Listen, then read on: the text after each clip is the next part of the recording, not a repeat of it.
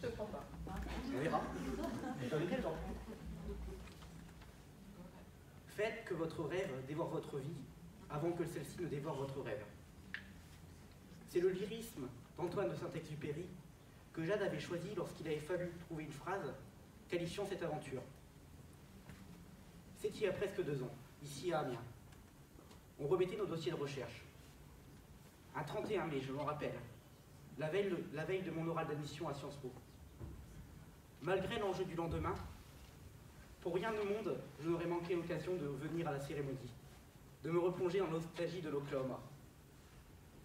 2 ans ont passé. Je suis maintenant en 2e année à Sciences Po, mais je n'ai rien oublié de tout cela. Rien oublié de ce qui, a posteriori, m'apparaît comme le moment le plus mémorable de ce voyage, cette fête indienne du Poro. Je me souviens, il faisait froid, on avait nos couvertures, et rien que de repenser à cette soirée m'émeut. Il y a ces histoires personnelles, et puis l'histoire. Nous avons quitté l'Oklahoma seulement 8 jours avant l'élection de Trump. Et il ne se passe pas une semaine sans que je ne prononce cette phrase. Et croyez-moi, ça marque une vie. Ainsi, mon sujet de recherche portait sur une étude politique de l'Oklahoma, thème privilégié pour une fin de campagne présidentielle.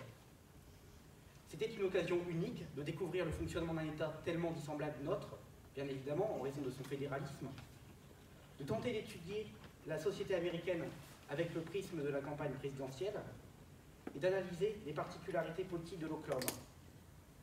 Cette note de recherche m'a évidemment beaucoup apporté, et pourtant cet apport fut écrasé sous le poids émotionnel de cette expérience.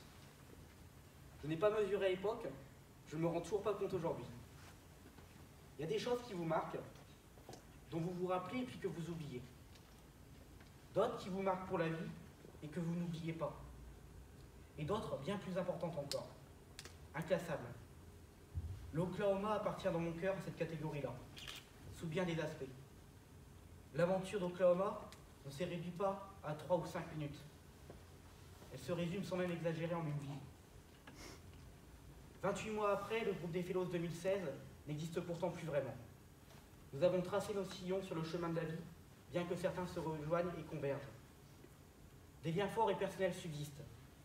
En scellant cette aventure en terre oklahomane a changé ma vie. Alors je ne peux ici remercier tout le monde pour ce voyage, sinon je garderai le micro jusqu'à 20h au moins. Mais je voudrais au moins remercier Peggy et toute la famille Whittington pour son formidable accueil en Oklahoma.